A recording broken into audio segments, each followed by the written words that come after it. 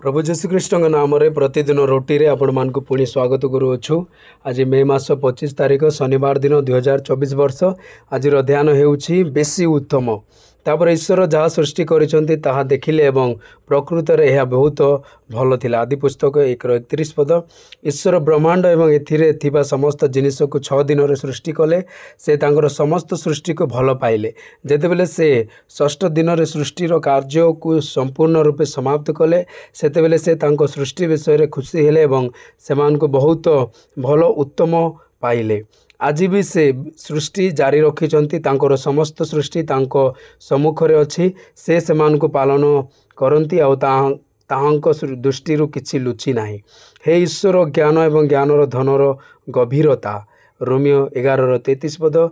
जेतेबेले ईश्वर पृथ्वीर मूलदुआ पकाइले एवं यहाको सृष्टि कले ईश्वरंक दूत माने मध्य यहाको भल बोली जानी आनंदित हेले। आइब ईश्वरंक व्यक्ति यह विषय रे रेकर्ड करती एवं कहती। तापर सकालर तारा माने एकत्र गीत गाइले एवं ईश्वरंक समस्त पुत्र आनंद रे चिक्कार कले। आइब 38:7 पद। आज भी पृथ्वीर समस्त सृष्टि आमको सृष्टिकर्ता ईश्वरंक विषय रे मन पकाई थाए।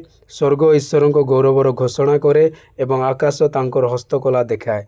दिन को दिन वक्तव्य एवं राति पर्यंत राति ज्ञान प्रकाश करे। गीत संहिता 19:1-2 पद। जेतेबेले गीतकार ईश्वरंक सृष्टि विषय ध्यान करती से ईश्वरंक प्रशंसा करते एवं कहती, हे प्रभु तुमर कार्य केते गुण ज्ञान रे तुमे से सब सृष्टि करियछ।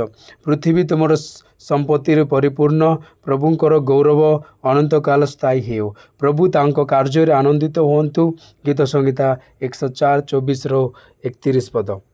ईश्वरंक संतान माने जेपरे प्रभु तांकर समस्त सृष्टि को भल उत्तम पाइले एवं आमे मध्य तांकर अनंत उत्तमता उपरे प्रतिफलित हेबा एवं हृदयर अंतररु तांकर उत्तमता पाई तांकु प्रशंसा करिबा एवं धन्यवाद देवा उचित। ईश्वरंक द्वारा भल थिबा समस्त दिन प्रकृति रे आम पाई भल दिन। एई दुनिया रे लोक माने किछि दिन को अशुभ किंबा खराब दिन भाव रे विवेचना करती। आमे कदापि एपरि अभ्यास रे प्रवेश करिवा उचित नुहे एवं ईश्वरंक क्रोध रे बहन करिवा उचित। प्रत्येक दिन ईश्वरंक द्वारा निर्मित एवं एथिपाई आमे ईश्वरंक प्रशंसा करिबा एवं उपासना करिबा उचित। प्रेरित पाउल लिखिछंती, कारण ईश्वरंक प्रत्येक प्राणी उत्तम एवं जदि धन्यवाद द्वारा ग्रहण करा जाए तेबे किछि प्रत्याख्यान करा जिवो नाही। प्रथम तिमोथी 4:4 पद। ईश्वरंक संतानगण तुमर प्रत्येक कार्य प्रभुंक दृष्टि रे भल एवं आनंददायक हेउ। एही पृथ्वी रे ईश्वरंक इच्छा अनुसार कार्य करिबाकु तुमको आह्वान करा जायछि। तुम जीवनर समस्त दिन ईश्वरंक दृष्टि रे एवं मनुष्य मानक आगरे भल एवं लाभदायक बितांतु।